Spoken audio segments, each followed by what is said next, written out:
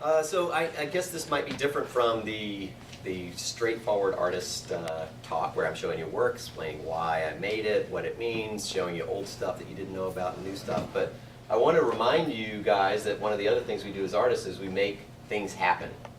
If you think there aren't enough galleries in town or you don't think they're the right kind, you can whine and complain, or you can go show us what you think we need to have. And one of the things I did when I was in grad school with a bunch of sculptors around me that weren't represented in the commercial gallery system was found this space next door to where I was doing one of my part-time jobs, helping a photographer shoot catalog work.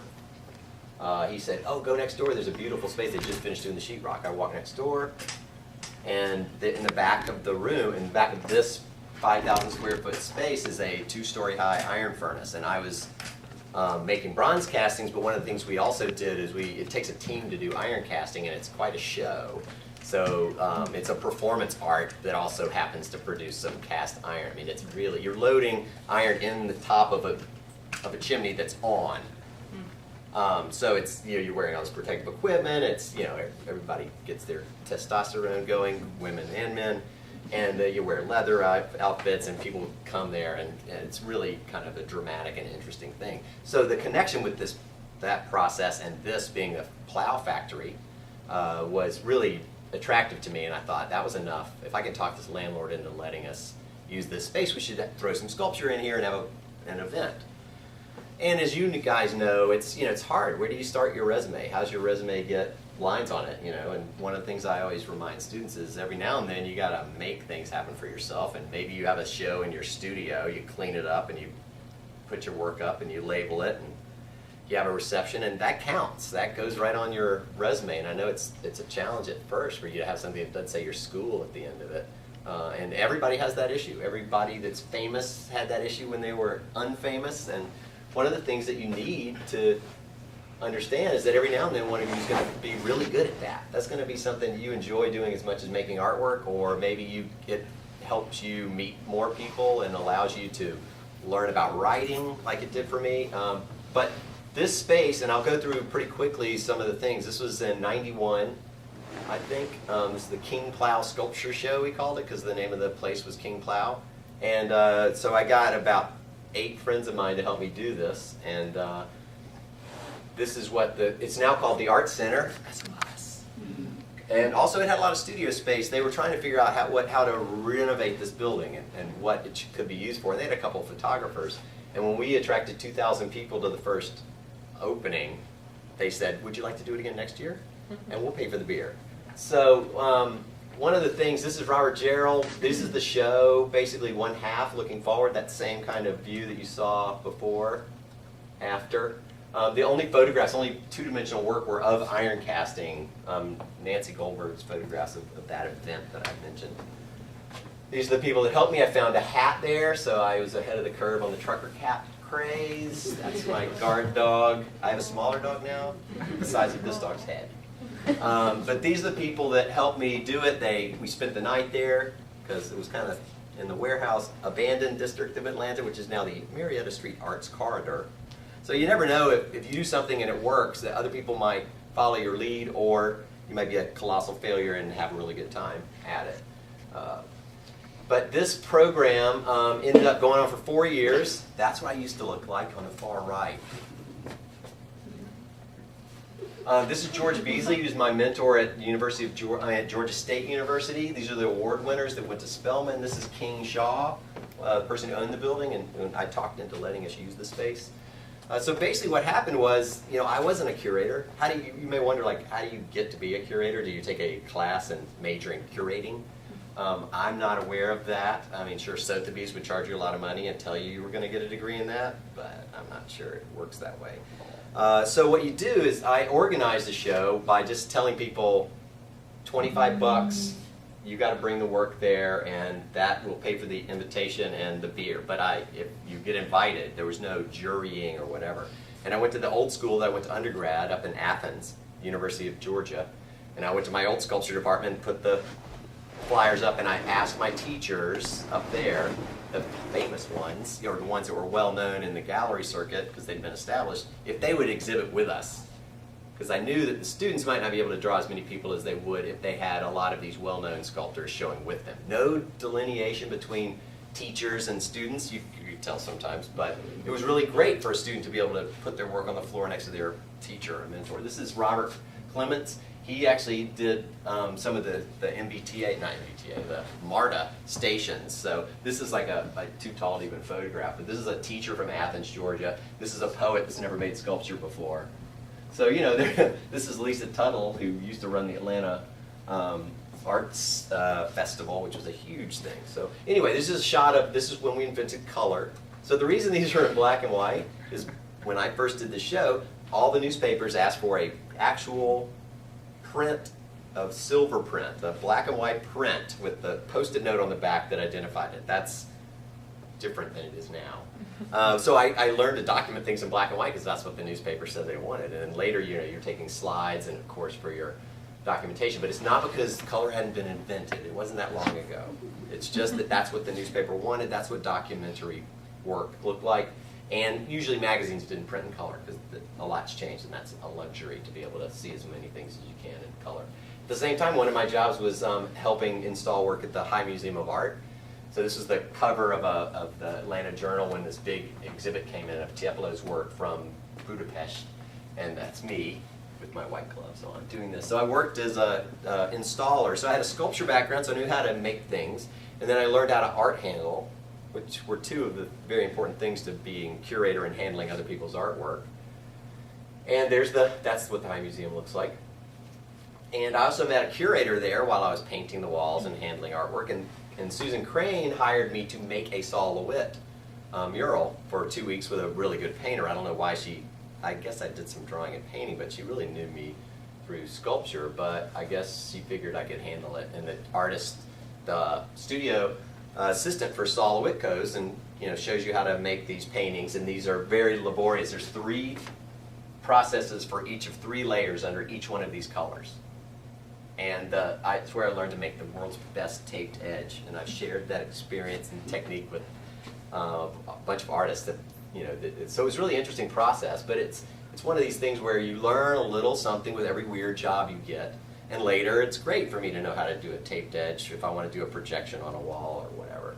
I worked as the studio manager and preparator at an art center called Nexus Contemporary Art Center, which is now called the Contemporary, because they thought it was a hair product for so long. But in '73, these group of photographers in a storefront started Nexus, and then it moved to this building and was not just a photo collective, and it had established for a long time a great alternative, edgy, the only one in Atlanta. And they are still in existence and expanding. The inside of the space looks like this. I did not hang that car, but I appreciate the fact that they did. It's about 6,000 square foot space and a couple of smaller studios. I had to mop that floor. And they had 11 studios, and I managed the studios. I kept the artists from complaining about whether it was too hot or too cold, and not parking, blocking the gate. And anyway, so they juried people into these 11 studios that were way below normal level, and I got to live there in those buildings. So for a little while, I was kind of a janitor. It's Schneider, they call me, from One Day at a Time. I'm sorry, I'm referencing so many things from the dark ages. But across the street, the only place to get a sandwich or a cup of coffee was in the lobby of this Block Candy Art Gallery. So this is Mean Street, and over here is that Nexus building I talked about. So I was going in there for coffee, and every time a big, well-known artist came to town or came to do a talk, that's where they would walk through, and there's no art in the lobby. So I talked this building into letting me put artwork in there at the same time. And the first show I did, I kind of wanted to announce the fact that it was going to be, contemporary art. So instead of like having some discrete pictures on the wall, I got Joe Perugini, who'd been doing cut canvas, and this is a piece, part of the show called Describing Clothes. His sister was teaching English as a second language, and one of the images he thought was kind of disturbingly suggestive, and it was a picture of a high-top tennis shoe and a little running shoe. And it was to teach you all these adjectives, right? But one list of words was big, dirty, long, loose. And the other one was small, clean, tight, something. I don't know what. But he of course thought that was hilarious because he was doing a series of kitchen verbs where he could say things like whip and beat, and there'd be a picture of a blender, so that the violence of the word was put in a context that made it not as violent, but it still made you think about the idea. So anyway, so he hung these, and you literally had to walk kind of between them in the space. And I thought that was a really interesting way to kind of start the space out. But it's beautiful. I mean, there aren't that many buildings like this in Atlanta for your geography lesson. We had wooden buildings, or they got burned in Sherman's March or something. But there aren't that many, like up here. I think there's a ton of these brick buildings. So it was kind of unusual, and graphics design companies and hip-hop artist labels moved into the building so that we had an audience that kind of would go in and out of these shows over and over again. So the shows that I had to put in there had to live up to a month of people seeing them like 50, 60, 150 times, which is different. If you think about it, you just see a show once, even if it's your friend, you know, and it's at the opening and you're looking over somebody's shoulder while having a glass of wine or something. So the fact that people would see this over and over again made me think about how deep the artwork was, or how long it would hold up, and whether it had more than one or two things that were good about it. So that's really, this is when I started curating instead of just kind of organizing big group shows. And so they started being solo shows, and I show you this because this, I think, is the model that I took to Green Street when I started Green Street. It's kind of this local artists, no shipping, people might know them, they bring a different audience every time, and you show them, and you try to make the shows look as good as they possibly can. This is Roe Etheridge. Has anybody heard of him? Yeah. So this guy, I gave his first solo show. He just got out of Atlanta College of Art, and he's in the collection of the ICA in Boston. Shows it either Gagosian or Matthew Marks, or, you know, he's like climbed the ladder. Not, you know, he doesn't even list me on his resume anymore, but he did for a long time. But anyway, and even back then he was doing this combination of studio, still life, and portraiture, which he does now.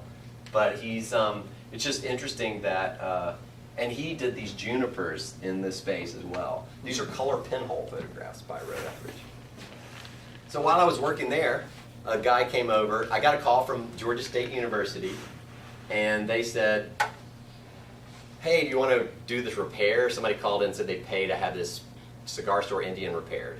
This is why I mentioned this, it's a funny story. So the most politically incorrect thing during the Atlanta Braves debacle, where you weren't supposed to make the Native American woo, woo, woo. I'm wheeling a life-size, shiny red American Indian into the courtyard of our multicultural art center and laughing about it. And I replaced, basically, there was a glove that had been dipped in plaster to replace this hand because this thing had fallen over a bunch. And the gentleman who owned it, his brother had passed away, and he used to run a family cigar store, so it meant a lot to him. Whatever, $75 and $75. And when he came to look at it, before I brought it back to him to see if it was okay, we went through the lobby of that Block Candy, and he said, hey, would you consider doing this at my building? Well, that's his building. So, and if you haven't noticed, that's the High Museum of Art right there. This is Midtown Plaza 1 and 2. So he paid me money. So this is the, you know, how many years? 5 years is all I did it for free. I split the cost at Block Candy with the artist. They paid for the printing, and I did all the labor for free. But this place, he goes $20,000 for a year of exhibits, which sounded like a lot of money, and boy did I earn it. But so I started showing this, of course, I find out it's a marble wall, granite wall. So these are actually hanging on string from this bracket that I put up there using that sculptural background. So I did these shows there. They lasted 3 months, and I did 4 shows. And so I was actually moved to Boston while I was working at this space, and I would fly back to Atlanta, get in my old car, which I thought would get damaged by the snow, so I left it down there, and would drive over, rent a truck, pick up the artwork, switch the show out, and have an opening, and then fly back to Boston, because I had jobs at the ICA every 3 months and was cobbling other things together. So I did that for 2 years. This is Chris Vereen, who's also published a couple of books and is now represented at some big league galleries in New York as well. He's really well known for this Galesburg series of his family.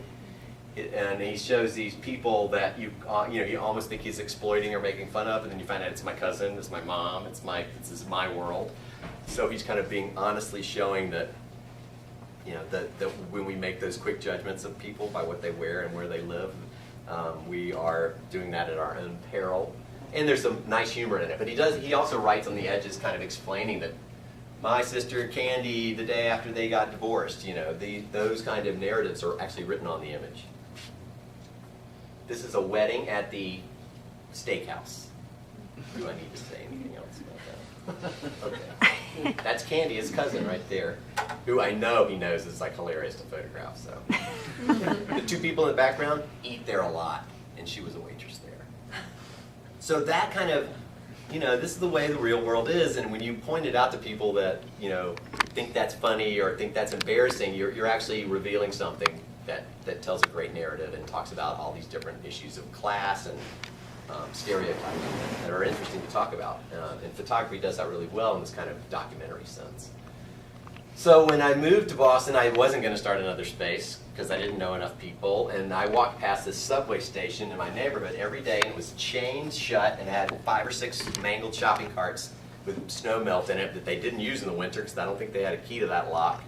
And it was dark, so there are no lights. So I'm in this cool artist neighborhood, which everybody said to move to when we moved to Boston. My wife was going to grad school at Mass Art, and I walked by for a year, and I can't believe you're getting off in this cool neighborhood that's super diverse. It's at the intersection of a bike path and major intersection and a train station, and there's a handicap facility down the street, so there's like actually handicap accessible art gallery here, and there's a tot lot, and there's like this huge neighborhood right here is like really kind of medium wealthy, and over here there's like a lot of gay and lesbian couples that fixed up the houses that were in the bad neighborhood, and over here is this Irish neighborhood, and there's Dominican and Puerto Rican over here. So this was like, what I loved about Boston was I was like, wow, Atlanta kind of draws a line in the middle and says, white people live here, black people live here, and some of you can mix in there if you're not scared. It really was us, them, and even if you didn't agree with that, you couldn't help but acknowledge that the subway going north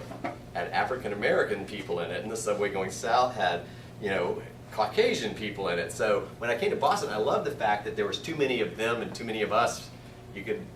For you to break it up that way, it was like, is it the Italians, the Irish, the Russians, which of the Caucasian types? And it's like, I'm 100% Dominican or Puerto Rican or Eritrean. So it was really interesting to me personally. And then on top of that, this gallery accessed all those people in a place that didn't cost any money, that was open. You actually accidentally would go in thinking you were entering the subway. I don't really want to go to an art gallery, but I accidentally did. And so we had this, it was really important for us to use language that was accessible when we did press releases, for us to be friendly, for there not to be a stupid question, which there really aren't in art. And so I mentioned that, and I hope I didn't offend anybody with my sweeping stereotypical categorization of the world, but what was interesting about this, there were probably places in Boston that you wouldn't have that. I mean, if I had a gallery in the North End, I probably would say it was great to be in an Italian neighborhood. But this was a neighborhood that's very diverse and very interesting. And so that really added to the impact of this gallery, that it was a public space. It got written up as the t-shirt and jeans attitude, kind of thing in the paper. So I conned my friends into helping me do this, some of whom were, one of them married to, so she had to do it. I don't know, actually I think we weren't married yet. She's growing her hair long for the wedding photograph, right there. That's Donna on the far left, Megan Golterman, Matt McClune, and this is Matt Burns, the only person I actually knew from Atlanta besides my fiance. And we went into the space. It had a tile wall, which after the Midtown Plaza experiment, I'm like, I'm not hanging stuff from strings anymore. Brick wall and all windows. Ideal for art hanging, not. So we built walls, and we decided early on, there are the famed shopping carts. Early on, we decided that we were not going to put the wall right up against the window and seal this place off so that once you came in, you could see what was happening. You could block the damaging light like you have to do at museums. And we're like, this isn't a subway station. We got 6,000 people walking by here every day. Let's make sure they can see it. So we pulled the wall back. You think you can see it right there, about 6 feet from the window. I had to make it far enough so that when you're inside, you're not squashed against things. But when you're outside, you felt like you could get close enough to the paintings. Didn't turn the lights off for 9 years. So these guys volunteered to make, they worked with an architectural restoration company, so they made our desk because it was very important. We learned to have a cool desk if you're an art gallery. Like you have to have the fancy designer desk. So they said, we'll make you a curved desk. So this is some of the artwork. This is Susanna Sinclair. This artwork is this big. So this is just one of the scale things I like to do. She lives in Maine now. Somebody I talked about using the background pattern of wood. Lydia. Just thought of it. Look right there. So what we started doing is that front wall immediately became an object unto itself. Originally we could have, this is Michael Ledbetter, we could have the space kind of divided into three. I need to have a floor plan on this. So basically, the space is long rectangular with windows, the street's here, this inside the subway station is here, and we had a long wall going this way, and then I kind of broke the rest of the space up with a half wall. So you had 1, 2, and the front wall. Like 3 kind of spaces. So I started out showing 3 people in kind of mini solo shows. Then I went to a lecture. Oh, this is the front wall. I sanded down a screw hole, and these were all the different layers of paint from all over the years. So I just did this is like looking at the side of the Grand Canyon and seeing, this is the Mesozoic era. So this shows the names of the shows that line up with the colors.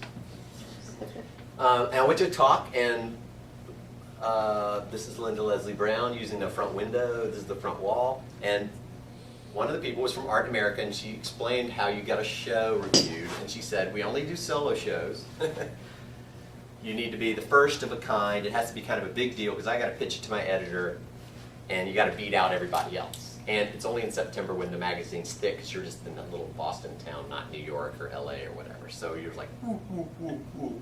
But I realized, oh, so if I want to get in a magazine, I need to do a solo show.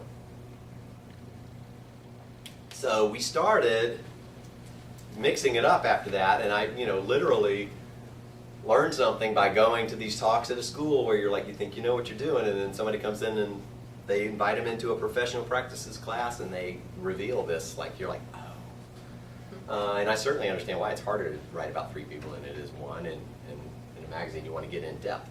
So this is Julie Raja. One of the shows I did was, I realized these talented artists around me, painters and artists of all types, get hired by museums, like I got hired by Saul LeWitt, to make his artwork, right? So conceptually I was like, what if all these people came here and did the exact same thing, but without the authority to call it a Saul LeWitt or a Barry McGee?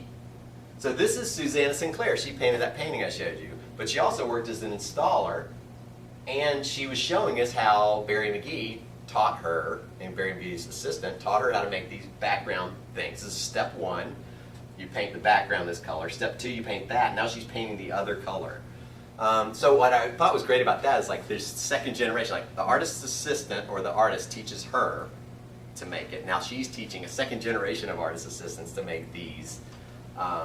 And so it turned out that at the same time we had that show up, 2 other exhibits. One at MIT was about Sturtevant, which was an artist that was making Warhol copies while Warhol's making his originals, and was making artwork copies of the kind of masculine art world as a woman.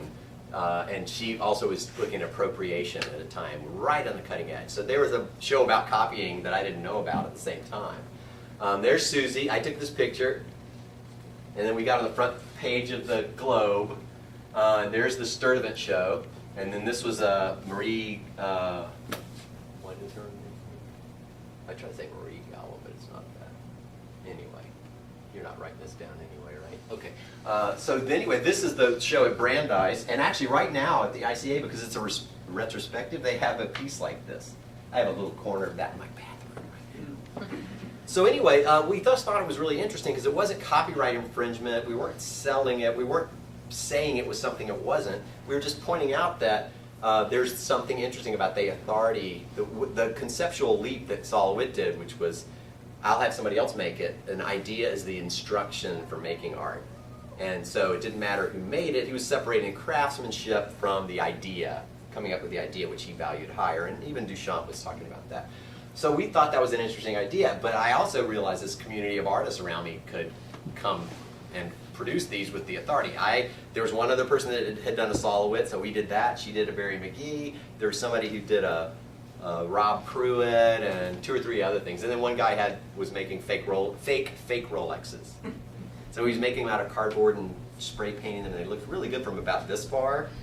And he had them on the folding table with the piece of cardboard on it, and I was like, oh, the double fake thing. So it was, anyway, conceptually we did a lot of shows like that were pretty interesting.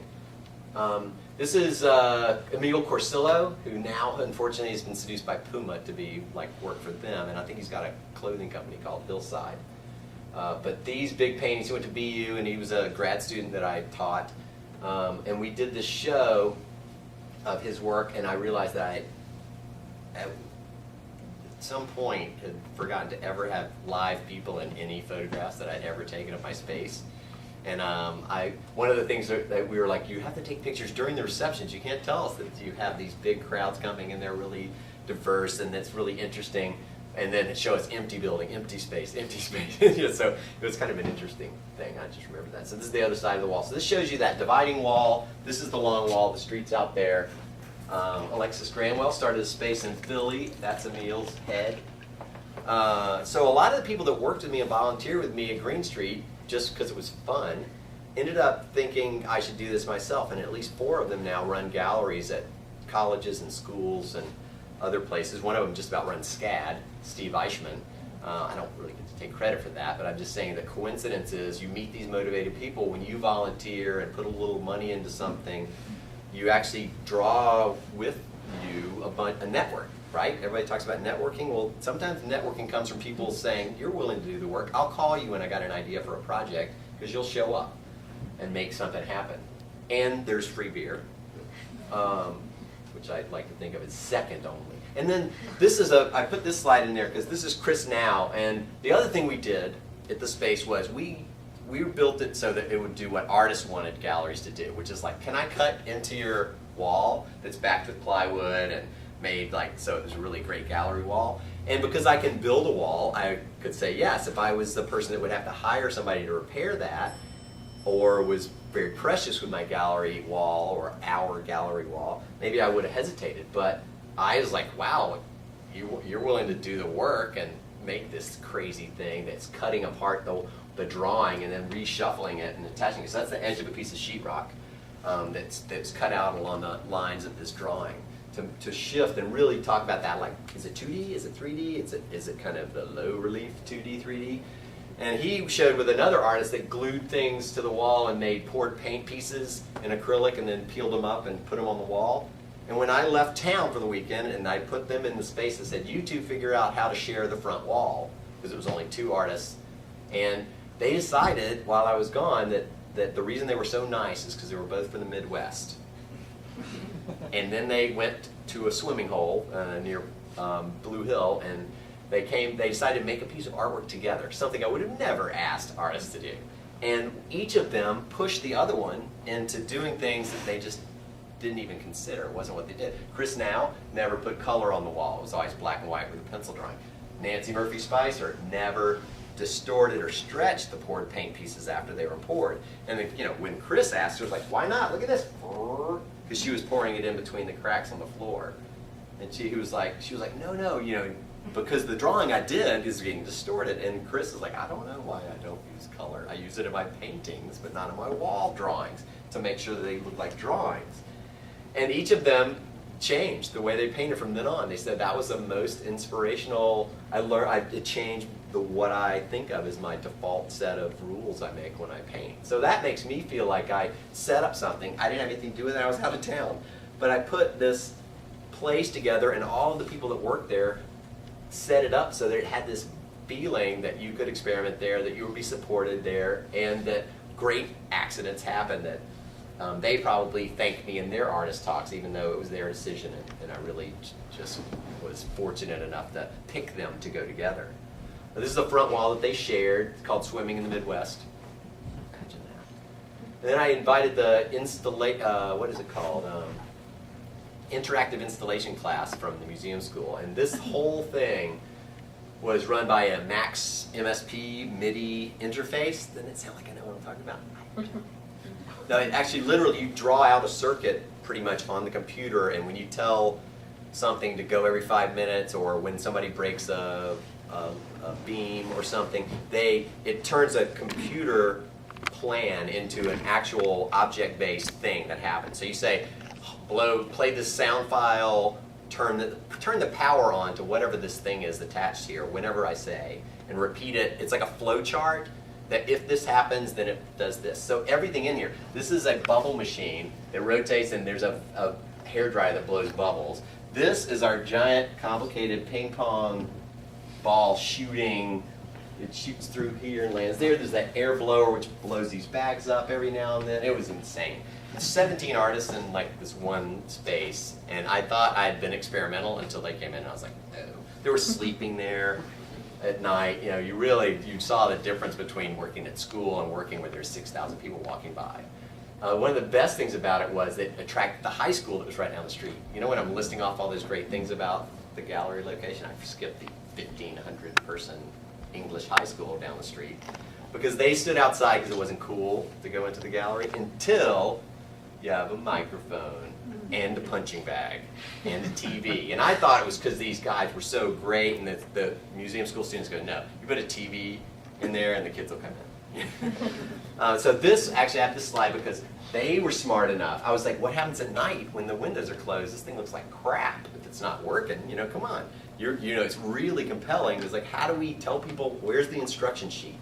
Two of them, the video artists, dressed up as stewardesses, and went through kind of in this way and pointed out and pointed to each thing and played it and operated each piece of machine. So what these people are all doing is they're watching the instructional video that Randy is entertainingly showing. That stayed on all night. So even when it wasn't working and you weren't in there, you would see how all of the things would work. One piece, for example, was a circular a set of TVs kind of facing up in this nice enclosures of this 13-year-old toreador practicing in a real bullfighting ring. Another one had, you know, there's a punching bag. When you punched it, the video changed in the background, which I thought that was pretty cool. And then there was one where you put a coin in, and the MIDI thing would, when something passed by, it would turn on a video of a dryer. And he had two seats like in the laundromat, because what's more mesmerizing than that? And so there's a video of clothes spinning around. So things like that really helped to see them, and they translated well into this video. So we did things like my friend Douglas Weathersby did a car wash. He's like, I've always wanted to do a car wash to raise money for my artwork. So he did it at this intersection and made videos of all of the things he was doing in the car and photographs of that. His business is environmental services. So when I finally got around after doing all these shows and group shows to having a solo show, I had to figure out how do I distinguish solo shows from what I've been calling 3 solo shows. And so I decided that the distinction would be somebody who is not only pretty good or really good, but has made a change in their work, and I'm the first one. I'm at a point where I can show this transformative change in their work first, and they'll be relatively well established. But I can kind of show somebody who's really great and has started doing something that I think needs attention and is critically important. So it was great to pitch to magazines, but it was also, it made sense for all of the shows that I had done before that, calling them solo shows, which were just like a good representation of your work. This was like a shift or a change. So this is Taylor Davis. This piece is owned by the ICA too. It has mirrors inside this surface all the way around. And so this was the first show she had done where she had kind of moved beyond her, actually started including mirrors in these wooden constructions. She teaches at Mass Art now and has been in the Whitney Biennial and shown in a lot of, all around the world. This is the second solo show 2 years later of her work, and these are two-way mirrors in another kind of rapid fire. So there's the picture with the people in it. There's a difference between those, isn't there? Elegant, fun. All right, so Eddie Martinez, I gave him a chance. Yeah. So by this time, do you have the curators from the major museums coming in to see what's going on? Yeah, I actually, for a little while I was running the space, I worked at Barbara Krakow Gallery. And then the artists would come in town, and out of respect for Barbara, they'd wait until she wasn't looking. They'd come over and go, can we go during lunch? Can I go see your gallery? Like Elizabeth King from Chicago was in town, and she had heard about the gallery. So it was really exciting in that way. And once you kind of establish that you're doing good things, good artists find you. So your job gets actually easier. They're like, you're flattered that they will show with you, and then at some point they're, you know, it gets easier to find them because they've heard of you, and you don't have to promise them you'll be careful with their artwork and tell them it's a really good space. You instead can say, you know, meet with them, and they start to trust you just because of your track record. This is a show that a guy with no track record put together, and I thought of myself when he came up to me and goes, I got this great idea, I'm going to get all these skateboard artists and graphic graffiti guys, and I got all these people, and I'll have them do these Russian dolls, and I'll send them the blank dolls, they're only $6, and I'll mail them to them, and I get them to paint them, we'll put them in the show. And you know, he had nothing but the idea, and I gave him a shot, and his name's Eddie Martinez, and now he's actually running a space, and still makes artwork too, in New York and Brooklyn. And these are just some examples. And then Susie Sinclair again, this is Susie, and Jasmine Baxter and Denise Kupferschmidt were doing these environments.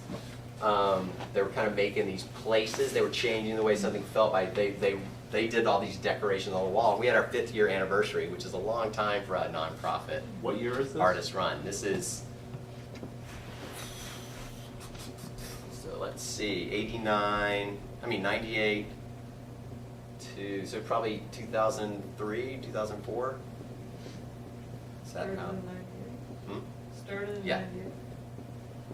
So this is Ken Fried. He's a really well-known art collector and really edgy. And we approached him to. So we gotten a little bit of money over the years. We usually raised it with that video that you saw earlier. But every now and then, when I had a 3-year lease. I had a 1-year lease from the MBTA for free, right? Except I put $7,000, I think it ended up being, into the materials and build out, which I just didn't look at and said, somebody's got to do this or it won't happen. And it was for a year. They gave me permission to be there for a year. And then after a year, I got a 3-year lease for $96 a month. And at the end of that 3-year lease, I put air conditioning in, because in July we just opened the doors in Suffolk. And Ken Fried, I approached him for half the money for that, and learned how to ask for money from people other than artists. I really loved artists funding their own space. I thought that was an important lesson to do. So this is our 5-year anniversary. Ken Fried's there, the couple of other people. That's Heidi Eichmann. And they basically, we got another 3-year lease at that point because we were doing these major capital improvements. I think it was like $7,000 or $8,000 to have air conditioning. But then we could actually have, we didn't have to worry about taking care of the artwork during the summer months. It was a little bit one of those things where if you don't have that, you can't really borrow pieces that are super expensive and protect them the way you should. Anyway, so we had, and the whole time, yeah. Because it was the MTA, so you weren't censored at all. We had to talk about that. I promised them, because I've worked in 2 other public spaces, I knew what people were worried about. Right. So I just told them, I was like, do you really want me to have to show you every month some slides and have you go through? I was like, I promise you I won't show any sexually explicit imagery. It's like, you know what, I think I should be able to, but if that's what you're worried about, and this is the MBTA that took a advertisement off the side of a bus because the woman was doing laundry and looked a little too happy about it, and someone complained, and they took it off the bus. So I was like, I know what I'm dealing with here. And I told them, I will do that if you don't make me run this past you all the time. Here are my shows, and here's 2 landlords that they called, the Midtown Plaza and the King Plow people both said, and the Block Candy Gallery all said, I was responsible, I cleaned up at the end. When they fired me, I didn't complain. But they were nervous about that. And they came with the Secretary of Transportation and brought balloons when we opened. I was like, thanks, we really needed the balloons because we need to dress the place up. So it was pretty funny and interesting. And then they left me alone and never said another word to us, except we were there during 9/11. So suddenly we had to make IDs, and we had all these rules about access to the subway because you could go from our gallery inside. But it was really, they weren't getting any good press except ours.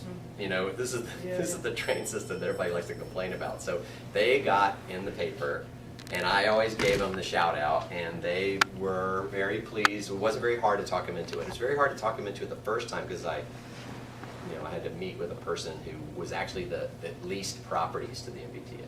This is slides in here because I didn't show any video because I didn't want to cover the windows, right? So I had neglected an important component in the art world. So we did a 72-hour marathon, open for 72 hours straight. I had the late shift. And we showed video. We had an 8 and 9 millimeter, 16 millimeter guys came in. So the person would talk about their work. They'd show. We showed in like, I think 7 or 8 different formats. And we kind of tried to catch up all in 1 week. And we wrote on the outside wall what the kind of schedule was, and it would repeat in the wee hours of the morning. And but it was kind of a great way to kind of see what we were doing and actually have them present it, because you don't get to do that very much. Usually it's the room is playing the video and the person's not there. So that was really great. We put couch up. This is the painting. You can't see, but this is one of the few paintings that I had purchased from someone, and it looks great in low light. So we had this like kind of the painting that didn't need to have light on it in there, and a comfortable environment. This is Christy Rinklin. This is an example kind of us, the people that work at the gallery helping, and the fact that we animate this front wall and use it in a lot of different ways. Painting directly on the wall and then hanging paintings on that. Robin Mandel. This is the drawing project when it started. This is another space. I had a studio space, and next door to me the studio came open, and I rented it for a couple of months and thought I was going to start the James Hall Gallery. It's on the 5th floor, and the elevator was out for 3 years, so it wasn't a great spot for that. But it allowed me to experiment. This is made by boys, and this is made by girls, and these 2 groups of artists were all working with tape and kept talking about how much they loved tape. And I thought that they were so different the way they worked that we'd have this tape off where they would compete starting at 9 in the morning, and they'd have a reception at 9 at night, and I gave them $50 worth of pearl tape of their choice. And they showed up in my space. That's, again, Susie Sinclair. I'm sorry she keeps showing up so much, but it's just my slideshow. She's not in every show. Denise Kupfer-Schmidt. So the people that made that environment for the 5th anniversary, they also, they were the ones talking about tape. They were the ones that kind of inspired this. And Emil Corsillo, who was the guy who did the graphic work that you saw in one of the first opening shots, he and Nick Higbee, they showed up with matching outfits, and they'd stenciled their names and wore the same shoes. So they showed up with a uniform on, and the girls, it was really great because the girls came in, sat on the floor, and planned everything out, and the guys came in and had technical difficulties halfway through, but they started right away, and they barely finished on time, leaving the other people to clean up the space for the opening. It was really classic. I kind of set it up as a girls versus boys, but really it was just these 2 groups of artists that we're working with tape in very different ways. I thought it was interesting. This is like 1/8 inch wide masking tape. This is a drawing where they put it on in tape and cut out with an X-Acto with the projection on top of them, and cut with an X-Acto the tape and removed it. So made on site. This is a robot thingamajigger boy toy thing where you can click on different devices to this end of it. In the background is like the scene from The Matrix, where they're flying toward each other. So, I mean, come on. So this is what it looks like before they trim back into that. That's packing tape. And they incorporate the word dual, and this is just regular masking tape down there. So anyway, I think I have a funny video of this thing kind of happening. But this is the FP3 space. So unfortunately, I gave you an older bio. I only got to run the FP3 space for 1 year. So it got run independently by the people that were the management company, and I don't run it anymore. But I did, and it was kind of a space down in Fort Point, the waterfront district, right when it was happening, and the architect and the building designer wanted their new building to have this connection with the arts district that they were in the middle of. So they built out the lobby to be an art gallery. This is a Christy Rinklin's opening reception. That's her in the middle. Steve Locke on the left. Cyril Conan. This guy's going to be in the Foster Prize show at the ICA. That's Arthur Henderson and Cyril. I'll show you some of their work later. So this is what this lobby space looks like. That's one of Christy's paintings. She uses, she's the one that I talked about having the woodcut clouds that look like they weighed 1,000 pounds. So it's Christy's. This is not, she uses airbrush and paint. She paints something, then she photographs it, takes it into Photoshop, blurs it, then prints that out, and then paints everything, and uses this kind of almost anime effect, and really delicious brushwork and kind of almost a stenciling effect So it's kind of a new and old technique. Clint Jukala teaches at Yale. There's his big oil paintings. I live there. That's Dana Clancy. So again, this is the gallery. This is across the street from 450 Harrison. And this is the building I live in, and it was built as an artist building, so it came with a gallery. And we annexed the lobby because the gallery was actually not right here, but behind the elevators in this kind of tetrahedron shape. And I started helping them out about 5 years ago, and I said one of the things we really should do at this First Friday thing happening in our front yard is make sure people can tell this is a gallery in here. Besides, we have to buzz people in anyway. So they gave us permission, happily, to put artwork and kind of expand the gallery into the lobby. And at that point, we started using the lobby walls. This is a Facebook Friends map, kind of, by Dana Clancy. She does architectural work. This is a real experiment. And she basically is using everyone's profile picture and connecting the people at the very beginning of her life on Facebook. She took those images and made this. That's actually, this is Danielle Kurt. That's me. There's, I think Dana's picture. There's like a webcam kind of shot down there. But she is mostly well known for these beautiful interiors. She's looking at the spectacle of these dramatic architectural buildings where you're standing up here and seeing the gallery way over there, like the Tate Modern or the MoMA's new expansion. She's a great painter. This is Lynn Cooney. She runs the BU Art Gallery spaces. So this is one of Dana Clancy's paintings. She teaches at BU. This one's called Written Material. So that's the Tate Modern, Rachel Whiteread's exhibit of those cardboard boxes cast in plaster. Then we started using those outside walls for projections. This is another museum school show. So I tried to combine solo shows, group shows, hilarious fundraisers, and then we started making sure we would rotate among the schools that we knew of. And this is Mary Ellen Strom's advanced video installation class. So these would actually run at night, all night. And so you drove by on the street, you would see this through that glass wall that you saw out front. This is Chris Faust, who teaches at Bunker Hill Community College, which now has a different fame as of today. This is a huge mural they did for a show house in New York, and his brother and he did it for one weekend and rolled it up and hadn't shown it. And I was like, are you kidding me?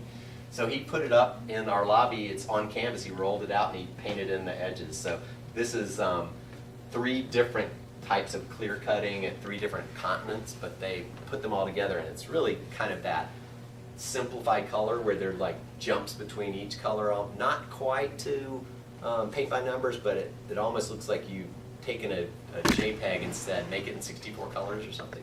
So it really is beautiful and poignant, and also has this anime kind of updated quality to it. These are his formal oil paintings called Inland, this show. That's what the inside of the gallery looks like. One side, and there's another side that's the same over here. So I'm going to run through these a little faster. That's Lisa Costanza. So we did some installation. We're trying to make things a little more interesting. That's a detail of one of her oil paintings. Hannah Cole. That's kind of the view through your windshield going through the tunnel. She's a great painter. She's in New York now. She was in Hartford. And most everybody was Boston-based, but then they would move while I was working out the show with them, so they ended up being from New York. But we didn't go to New York to get the artists. We started getting more information. This is my actual home when I let another artist take it over and do the trippiest show he could possibly do. Even had a hookah out, and there was some marijuana suggestive imagery in some of this. So this is the show about drugs. Sorry, but that's partially legalized. I figured I can keep my teaching job. Even the ceiling of this. So these paintings by Harvey, I can't remember his last name. This is David Papasino. This is a Maggie Black. But there literally was as much, it was like 10 times as much as you'd want in there, and all of them were really busy. And it was, my wife was like, when's this gonna be over? But it was really fun. We had like bad junk food for snacks and had people come in. We plasticed off the kitchen for a reason I won't divulge. But we did call it the hot box. And so it was about you really seeing like, what is it like to have an Alan Capro like happening? What do you do? What happens if you have that much fun? What does it mean? And I had to do it at my home because I wasn't going to put any of my galleries under the, and I blamed it all on Douglas Weathersby. If you need me to spell that for you. He curated it, he put it together. That's him. Yeah. This is Nutella. And I'm sure that this is tobacco. Almost sure. This is Samantha Field's crazy woven things. These are Isabel Riley's. Actually kind of hung from the ceiling. Let's not let any blank white spaces exist in the space. So anyway, that's just a little slice of Jeff Perrott, Brian Zink, Heather Hubler-King. These videos, I mean, it's like way too much, even in the bathroom. We found out that seltzer water glows. We had a black light entrance way, and you find out that like quinine water glows in the dark. So we had a black light area with op art posters from the 70s that Barbara Krakow owned. This is the school gallery that I ran up until January. Now it's run by a committee, so I left. What And school is this? this is the New England School of Art and Design at Suffolk University. I don't miss saying that. Both of the schools I work at have the longest possible names. So this space, this was a show called Behind the Image, and it was about you showing all these sketches and earlier works. This is Christy Rinklin again, but basically what I was trying to do is like when you go visit somebody's studio, you see all these things that they get their ideas from pinned up on the wall, and they're like bizarre. Like Dana Clancy, this is her, the one that I showed you, the other picture of Rachel Whiteread. She's got like a Japanese fan postcard and a Hieronymus Bosch piece and a, you know, so you really wouldn't expect that when she's about these spaces, but then you realize, oh, tiny little figures in a genre scene. It just happens to be a museum.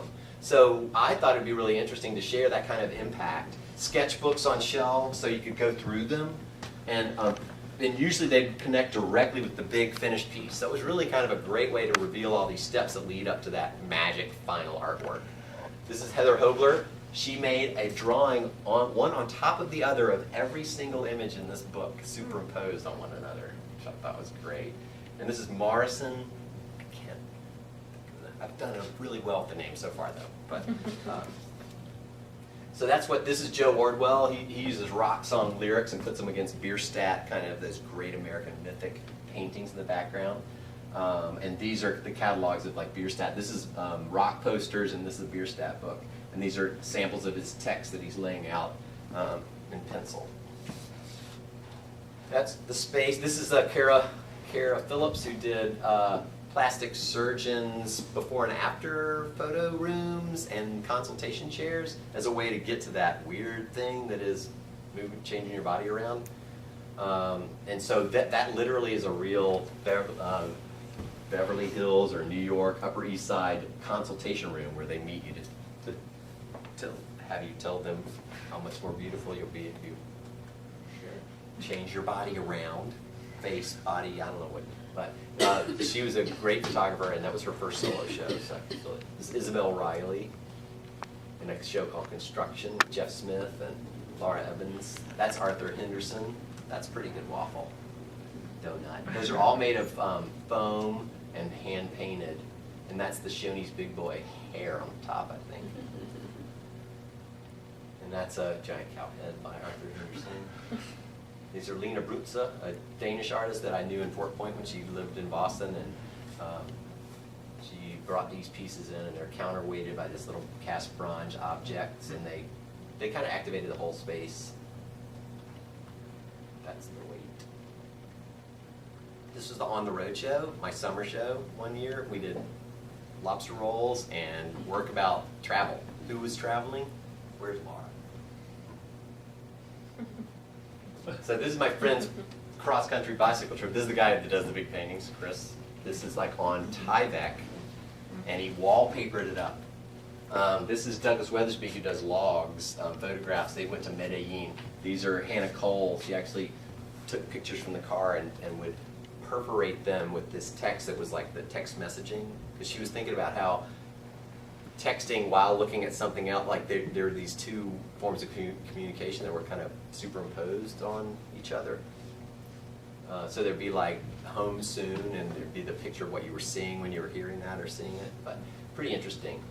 That's just a detail of Chris's painting. That's Chris putting up this is a laser level to show where that scene is. But that's the Tyvek, him cutting the Tyvek, putting up there. Opening reception with shorts, notice summer.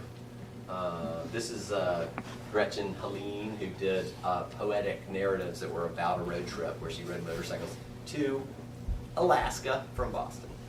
Wow. And got to know the person she was with very, very well.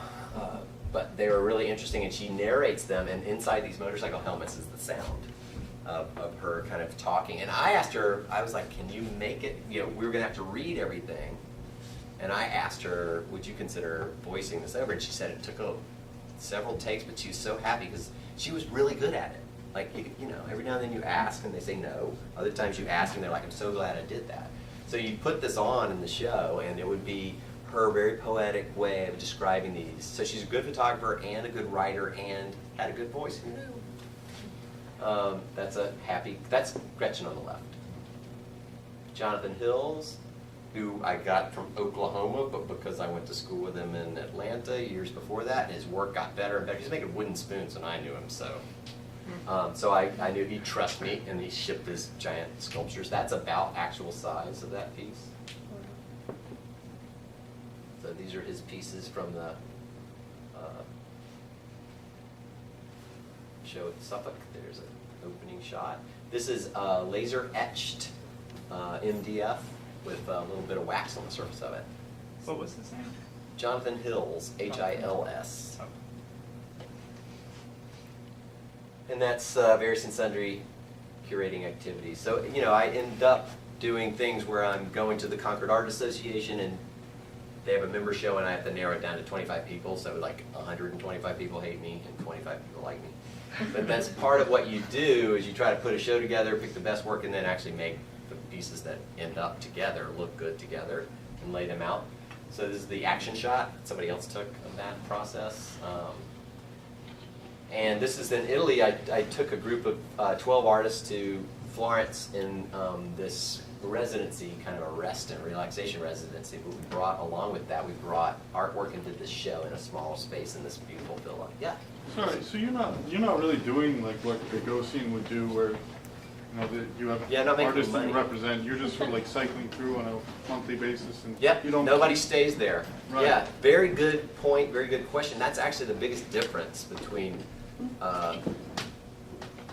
I'm basically kind of more of a museum model, but without a collection.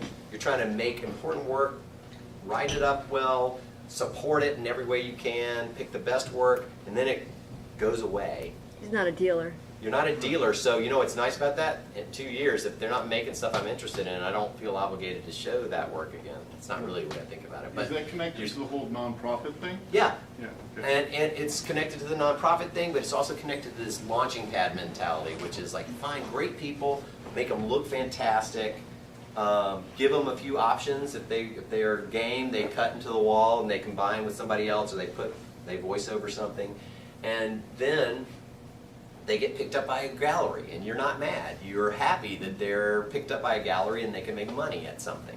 My job was to get them seen and to associate with them in a way that was productive for both of us. I help by having skills that install and writing and negotiating them out of showing the piece that's their favorite that's terrible and get them to show all the ones but that one piece. But it's really their decision at the end, so I have to be very diplomatic in that. And that is really just through experience. The beginning, you just shake and hope that they'll let you show their work and do it exactly how they say. And later you start saying, well, let's try it this way, look at it this way, and you stand back, and if they like it better, you're like, yes.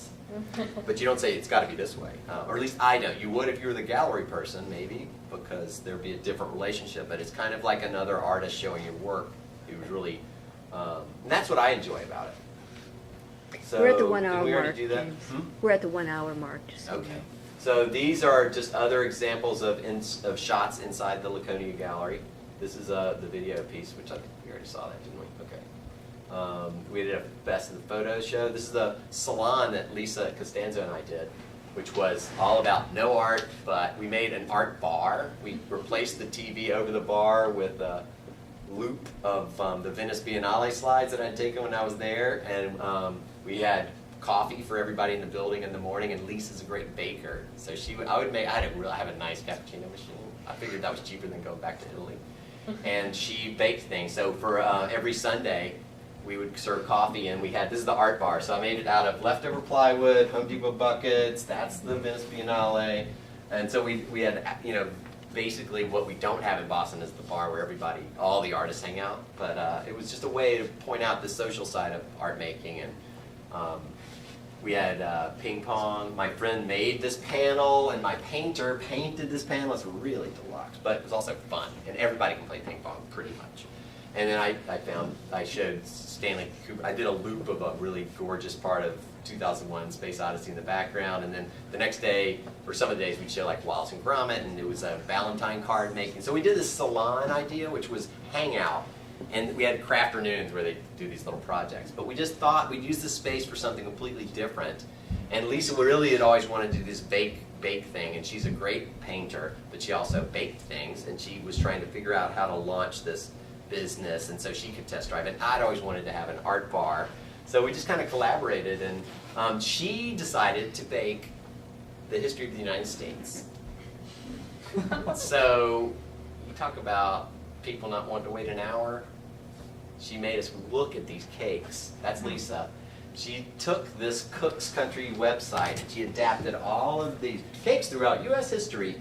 We made all of those. This is one person in a regular size or small apartment with one oven, and except for the Jell-O mold, which never really set up all the way, they were spectacular, and we ate them. Very helpful. So just literally, like, what, art gallery? How do you know? But this was just part of this project. This and the coffee and the art bar were enough, and then we added a lot of other features.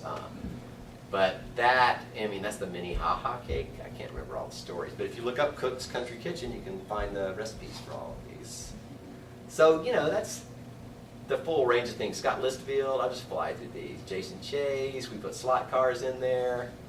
Already showed you that. I don't know how this happened. That's why I go fast. Oh yeah, we changed the walls. Oh yeah, this is two people that I met that got to go to Antarctica. The photographer won the best photograph in the world for National Geographic, and the prize was go to Antarctica for you and a friend. Instead of bringing his wife, he brought another filmmaker from Oberlin, where he teaches, and they made this piece called Blue Desert. And we had 3 simultaneous HD projections in the gallery space, and they also hired someone from the music department to make a score. He happened to be from not Nova Scotia, what's that thing above Finland and Sweden? Starts with an N. Norway. He lived there, so he understood. He didn't get to go. He didn't get to go to Antarctica, but he understood snow. And so he made the soundtrack. It was amazingly beautiful, and it was about a 20-minute loop. And it totally changed the kind of way this gallery space felt. There's another projection, these two, and then there's another one on this freestanding wall here. That's Peter Swindon. He did the music. Ryan Brown and Peter Swindon and Jeff something, the way the space worked. And these were all moving images, and that you were looking kind of, the right and the left would be moving this way, so you really felt kind of that feeling of going in. And it's kind of perpetual twilight at that time of year. But pretty crazy. And there were penguins, so the kids loved it. This is the photographer that won the award, Jeff Pingree. But that's our space. That's one of his photographs that we used for the invitation. We got written up about that. That's another one of the images.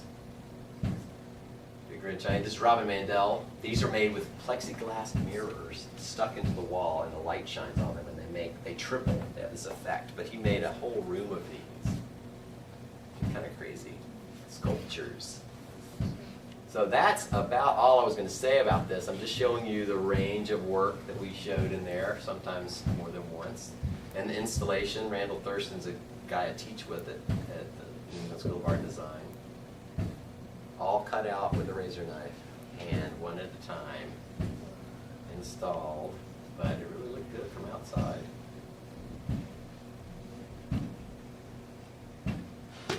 So James, at this point, do you consider this curation, this running of galleries, is this your main creative act? Do you make your own That's artwork why as my well? slideshow looks like this, because when you do this for 10 years Yeah. and you do 3 spaces for Yeah. a couple of years, Exactly.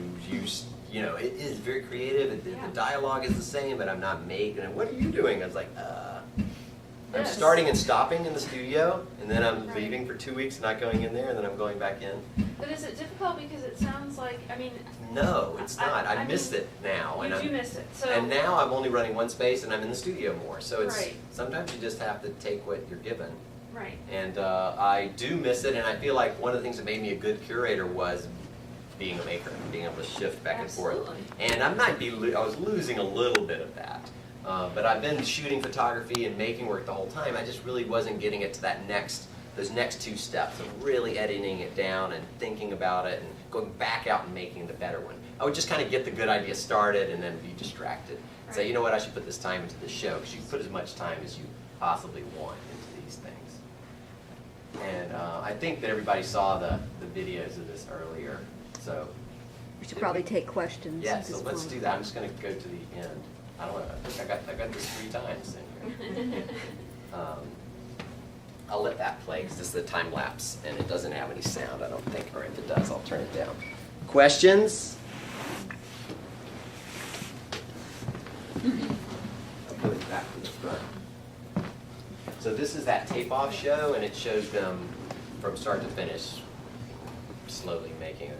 So, are you like moving towards something, like eventually? Like, do you feel like you've accomplished as much as you want to accomplish as far as curation is concerned, and now you want to like focus on making your own work, or do you want to like, I don't know, work for a museum or something, or?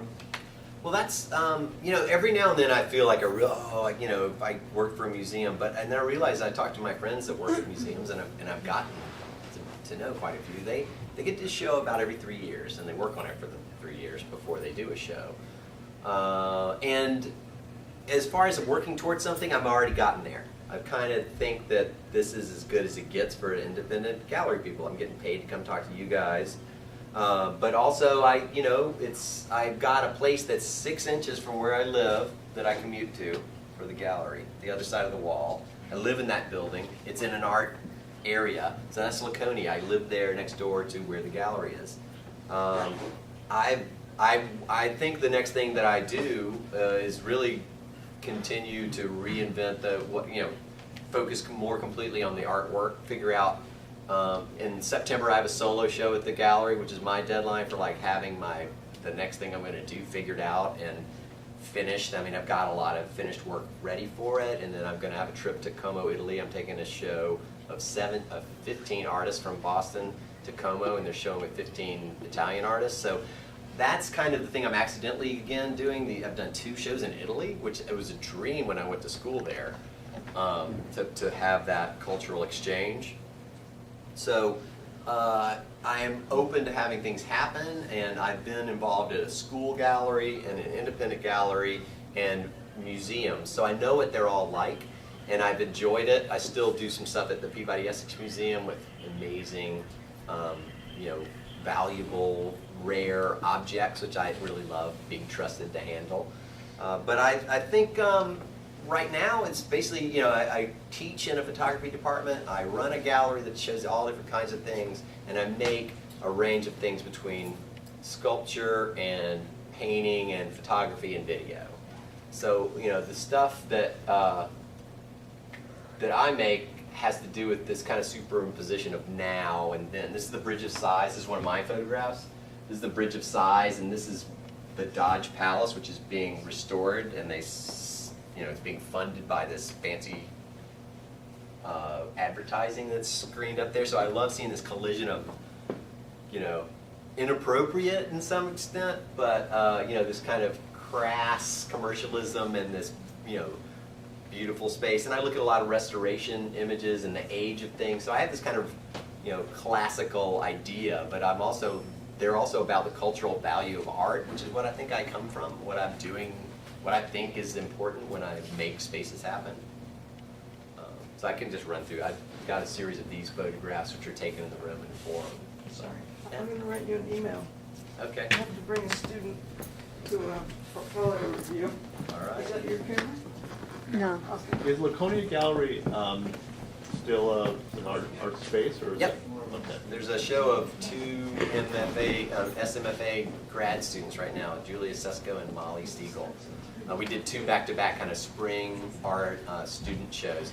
The next show is the 150 by 150 fundraiser, and then we do an encaustic show that Linda Cordner and I jury. Any other burning questions? I know some of you guys got to get back to your studios. Yeah, thanks for dropping in. Burning question in the back here. Yeah. Yeah, sorry, me again. Like, do you have a definite idea of what you want to show as far as like what you consider work that you're interested in? Like, do people ever come to you with work and you say, oh, that's not really what I do, that's too classical, or that's Sometimes. too avant-garde? I mean, a lot of people come to us and it's not, we've either, you've already done something too similar, or I do think that every now and then it's avant-garde to show something very traditional in a gallery that's known to be avant-garde, right? Because whatever. But in general, we're trying to show emerging artists and mid-career artists and local ones. And they, we like pushing the boundaries because we don't, if you make something that's unsellable, where are you going to show it if people like me and people like us at Laconia don't show it there? So we like to have a venue that allows you to experiment without the pressures of the market, because there are going to be lots of places where you really have to make the one that sells. Or you have to make another series of them that kind of go along with the one that sells, so you can have that one that's crazy and impossible. We get to show the crazy and impossible ones all the time, but we're not, just because something like Dana Clancy's work, she should be represented by a gallery. Christy Rinklin is now, but I show plenty of people because they should be picked up by a gallery, and they're just, it's quality driven, and we try to very carefully make sure that we show a range of different things. We don't want to be the realistic landscape, portrait, whatever gallery. So we continue to change and try to, I basically make sure I don't show 2 photo shows in a row or 2 painting shows in a row, or, I try to make sure that you don't know what you're going to see, but you're going to expect it to be outstanding for some reason, or innovative, or hilarious, or something. And so it's really kind of making sure that somebody doesn't get overlooked, that I think is talented. And sometimes it's me. I say I, because I've been leading the curatorial committee and the team that does that at the school that I was teaching, that I was curating at in Laconia for 4 years. So I've been I get to pick the shows. And every now and then I get suggested, proposed an exhibit, and I accept somebody else's idea, or we do, and it's their show. That happens pretty often. These students were presented to me, or there was a group of 8 or 9, and I chose 2 out of them. So that was the school saying, hey, would you be interested in doing this? So it's not always me thinking of them, it's also opportunities that come to me. This is Piazza Armerina. These are like, yeah. I might have missed this, but does Green Street still go on as a gallery, or It did that have does. a life of its, and it's now? It still has my furniture and refrigerator and stereo and stuff. But what happened is I turned it over. I got another lease and turned it over to a different kind of gallery when I left there. After 9 years, I went on sabbatical, self-imposed sabbatical, and we lived in Italy for 6 months. And I turned it over to Axiom, which was a new media gallery, and then that gallery kind of dovetailed with George Fifield and the Cyber Arts. And after 2 years of a little bit of a disappointing run, because there's just too much going on in the lives of the 2 people running the gallery, so everybody told me they're never open.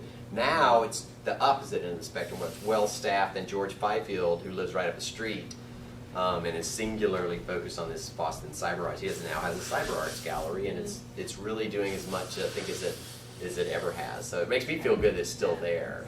Yeah. And my name's still on the lease somewhere, I'm sure, because I kind of they just kept extending kind of the one that they had. So I do have some earlier work I'll run through. These are my Italian dumpsters, which I thought were a great example of design coming in every size and shape. And these are rural dumpsters and urban dumpsters. And anyway, when I was there, they were in the end of every street. So they're I was trying to think of something you could take a picture of in Italy that hadn't already been photographed. Try that sometime. And they seem really contemporary. So there's a lot of pressure in that. And I was learning how to draw again. So these are my kind of cartoony drawings that I talked to you guys about. But literally, when I went there, it was like, okay, I hadn't drawn anything, and I hadn't used watercolor. I was doing photography, which is not dirty enough for me. And so this is my practicing resurrecting these things, and kind of, you know, they're okay, they're pretty good, they're funny, the idea I like, they're kind of isolated on the background. We could have a crit and I would, you know, admit all of the flaws that I pointed out to you guys. Wouldn't it be? But I tried the street in the background, it was too confusing. So I'm isolating them on purpose. These are a little earlier work, probably 10 years or 8 years ago. These maps that I made on rusted steel by taking a existing pattern in them and following it, making a simple figure-ground relationship and using color, rusted steel and tempera and gold pen or gold ink. I also made these clip to the wall so they kind of, I went from the flat, completely flat, like a canvas, to making them arches like this, or somewhat rounded, just because because steel would do that, and they just clipped into the wall and stayed there. So, and then I made really small ones, because the map's no good if it's 1-to-1 scale, right? That would be like the size exactly of the thing you're trying to map. So there's something about being able to scale them down. This is a detail of the surface of the rusted steel, showing that like the varnish or polyurethane or whichever version I put down before. Sometimes I left it clear, sometimes I put the paint on top of that so that it would adhere. So I needed this oil-based thing to stick to the steel.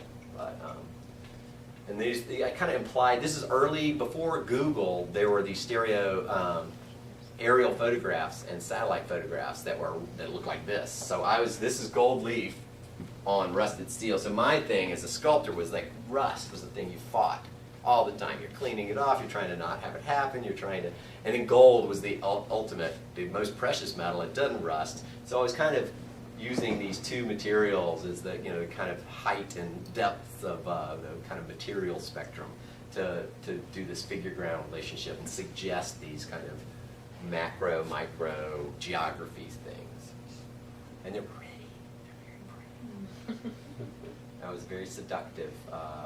The little bit of reflection you see is there is actually enough of the shiny steel there for these to show up. So basically, and this is even early, I'm going back in time. This was a velvet rayogram. This is what a big sheet of steel, and I had laid some things on it, and it had rained on it when I lived at Nexus, and they have the same kind of effect that a photogram does, and that they look convincingly 3D, if you could see this chain. So anyway, I did these big pieces, and I did a show of steel paintings, and they were sold by the weight. So it still had a little conceptual component in it. And then I got involved in the artist housing issues when my studio building was threatened, and a lot of us were trying to remind people that we were living there when they said our neighborhood was blighted and depressed and nobody lived there. And you're like, we have 250 artists.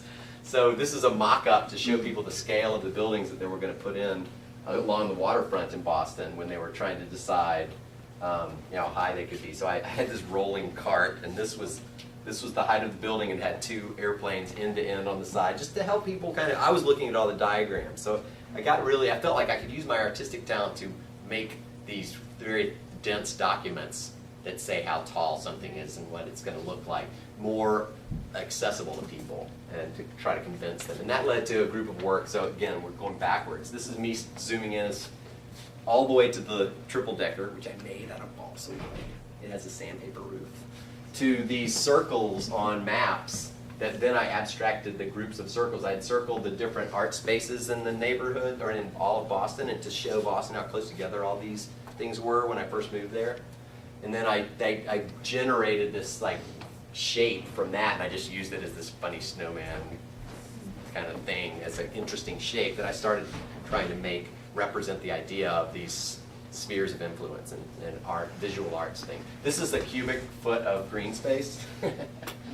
I was showing the technical term for green space included sidewalks and concrete, and we, you know, when we talked about it, we always talked about parkland. So when you were talking about developing a new neighborhood, you always talk about green space and parkland and all that stuff that got left out because it didn't make money for people. So this is part of one of the things where I combine my interest as an artist and my interest in architecture and development and having room for artists with the ability to make things and map things and photograph things. That's a superimposed. That's the Green Street subway station and some of these other, there's two different scales. The big scale, the subway gallery's right there. And then these other ones, that's the waterfront, that's the ICA and the BCA and the Thayer Street, that's MIT. So I basically was reminding Boston that they're like 2 miles apart from every possible one of those visual arts centers. Early work. We should probably wind things up. Done. Gee, okay. That's it. That's what I Alright. did bronze casting. I've never made it to the end of this slideshow. You guys are very patient. That's the first thing I ever did. They're Etruscan ripoffs. Museum works. Well, thanks you guys. Okay, thank you.